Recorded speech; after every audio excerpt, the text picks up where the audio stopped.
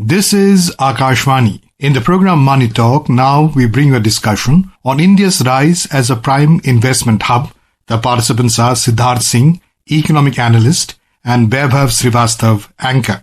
Rising interest of global investors, robust policies and efficient implementation, continuous development targets being achieved have made India into a preferred destination for investments. India is moving towards its target of becoming Viksit and Samriddh, developed by 2047. It has had a tremendous run on all fronts in the past decade, but what's next for our great nation? To discuss on the topic, India's rise as a prime investment hub, and to get into the details of India's rise and its next frontiers, we have with us Shri Siddharth Singh, economic analyst. So welcome to the show. Thank you.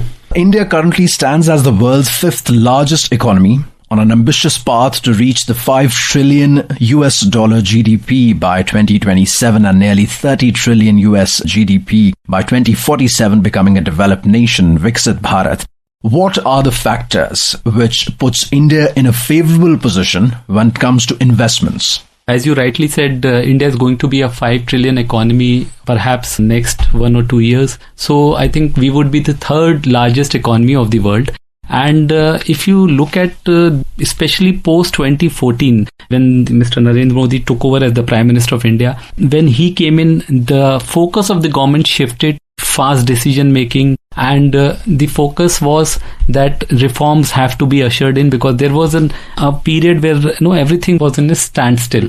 So we went in a frenzy in terms of reforms, then ease of doing business, minimizing regulations or keeping regulations which were wherever required or whatever required, plus a big focus was also on the infrastructure and also in easing our foreign direct investment rules. And that is what led to picking up Indian economy picking up. We started again getting back to 7-8% growth rate. And that is what is prompting to say why India is now a very prime destination for investments. And this is the right time to invest in India. If you look at in terms of infrastructure, post-COVID, especially now, currently in the current financial year, I think the government alone is putting in about 11 trillion rupees in terms of capital expenditure. We are focusing in a big way on ease of doing business. We are also looking at deregulation. There is a committee of secretaries which has been now appointed and is looking not only sectors, we are also looking at states, how we can try to bring out parity between states in terms of our regulations. So that is one. Plus a big focus was on the Made in India and Make in India, a big focus on manufacturing, national manufacturing mission. So if you look at all these things, I think this is what has resulted India being a prime investment destination. As all these factors, at the center of which the government's policies and efficient organization and implementation of these policies is there, has made India into a destination for investments in these uncertain times, where the investors see that India will still survive the global upheavals and yet come out strong when it comes to earning interests on your investments. That is true. And why that is true is because 80% of our GDP is driven or based on domestic demand. We are not only dependent on external demand, or our growth is not externally driven.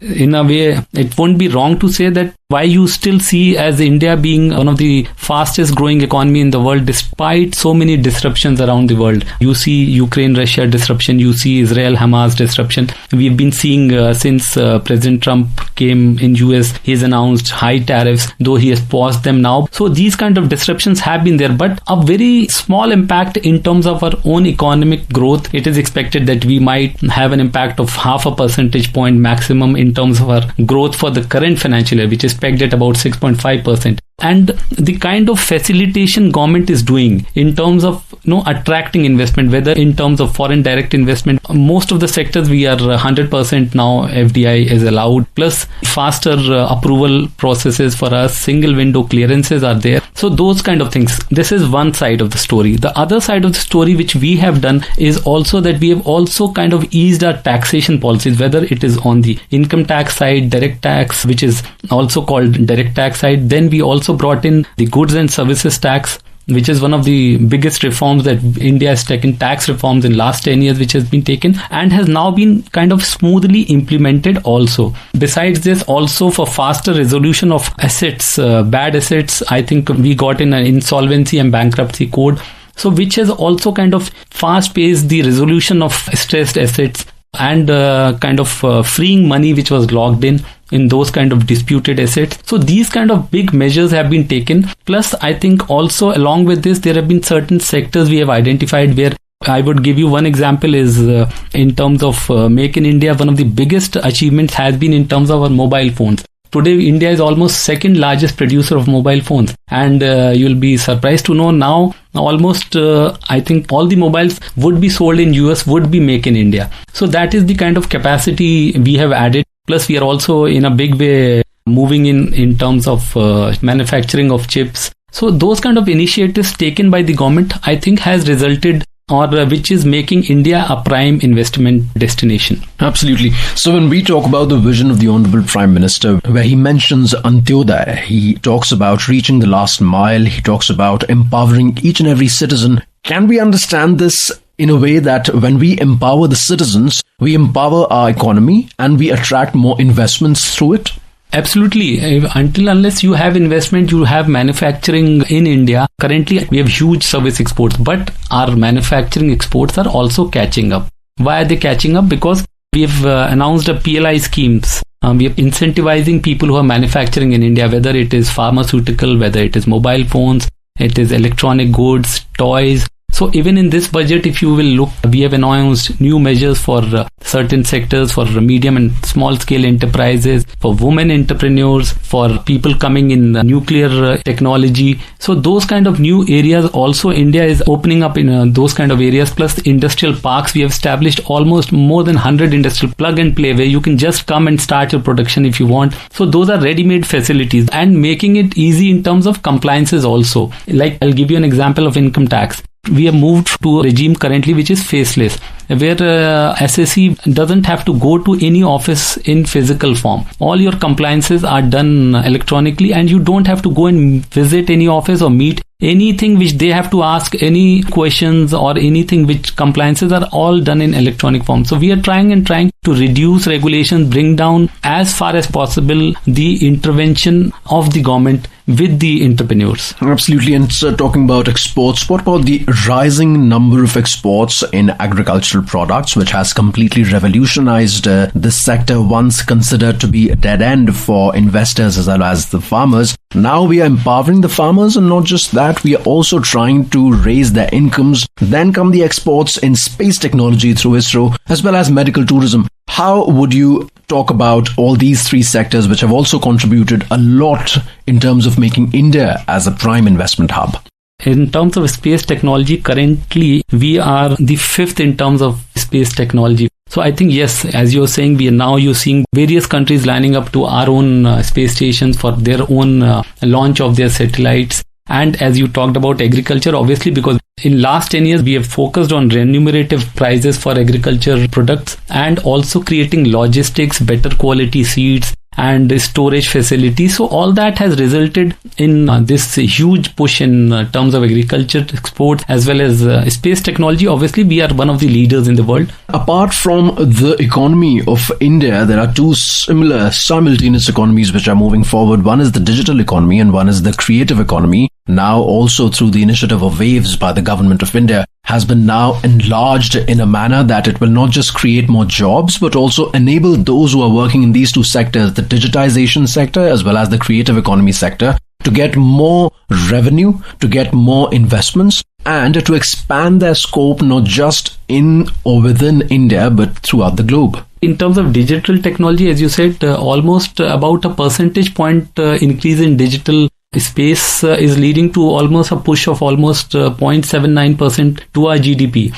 And as we were talking, you see the UPI transactions which are increasing in leaps and bounds in the country, and almost every transaction which we are doing, I think we are moving in a very fast way from cash to UPI or to digital. And you, as our one of the reports today mentioned also, that the use of debit cards is really coming down in terms of our daily transactions. So I think that is one thing which has happened and is happening very fast. And India is also emerging as one of the pioneers in terms of digital technology. We are now not only India, we are selling this to the world outside. Our Prime Minister, I think recently we had an agreement with France where UPI is being used. You go to Dubai, UPI is being used. The world never expected that anything like this can happen, but we have made it possible. We are leaders in information technology. Obviously now the Prime Minister's focus has also shifted to making India a creative hub, as you said.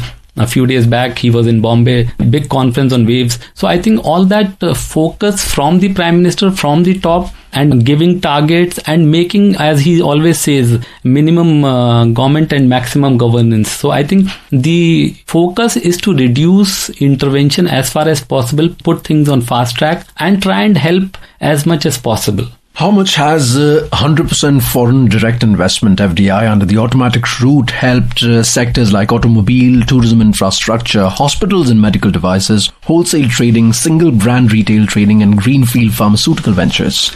Vaibhav, I think the sectors that you mentioned, I think we are almost leaders in terms of automobiles, pharma, medical, tourism. If you look at South Asia, I think we are the leaders. So basically why? Because we have opened our gates for foreign direct investment, and there is almost most of the things except defense and one or two more sectors where we have approval route. Otherwise, and even in defense, I think we have put certain things on automatic route where you need not come and take approval. So anybody from overseas can come and directly invest into India. Plus, one more thing which we have tried and which is also helping is that we are also trying to create a healthy competition among states. State index of ease of doing business. About 10 years back, we were somewhere 150 plus in terms of our own ranking in terms of ease of doing business. And today we are somewhere far, far below 100. So all that is an effort. As you said, we are kind of opened up the Indian economy, opening the foreign direct investment, making rules easy, making the compliances easy. So I think that is what is the reason is that these are the sectors where we are now almost leaders. And accepting the phrase of constant is the only change when India is pioneering in technologies which are of the future, like chip making, artificial intelligence, machine learning, big data, EVs and solar power and hybrid power. How do you think that affects India's position as a global investment hub? See, as you rightly said, that's why I think chip making is something which the world knows is there will be future, whatever competition will be based on that. And that is why I think the government of the day has taken a very strict, very conscious note of that. And that is why we are now building 3 facilities, semiconductor facilities. I think one is coming up in Assam, one in Gujarat, one more. So because we know what is the importance of chip going forward, our mobile phones, our debit cards, credit cards, anything, our cars, automobiles, huge use of chips. And realizing that, I think that is why we are investing heavily in semiconductors. And almost, I think about a year back, this decision was taken, and the work is on in creating 3 big semiconductor facilities, as well as a big investment in terms of artificial intelligence. And we want already, I think we are ranked somewhere 40 in terms of our capacity currently in artificial, but we want to be almost somewhere 4th or 5th by 2047. Absolutely. We hope that India achieves all its targets and achieves them well in advance. Thank you so much for coming to the studios of Akashvani and discussing greatly and giving your valuable insights on this topic, Mr. Siddharth Singh. Thank you, Weber. You were listening to a discussion on India's rise as a prime investment hub. The participants were Siddharth Singh, economic analyst, and Vaibhav Srivastav, anchor. This program was produced and presented by the News Services Division of Akashvani. You can listen to it on our mobile app, News on AIR. This program is also available on our YouTube channel, News on AIR Official. You may share your feedback about this program through email at airnsdtalks@gmail.com or WhatsApp on 9289094044.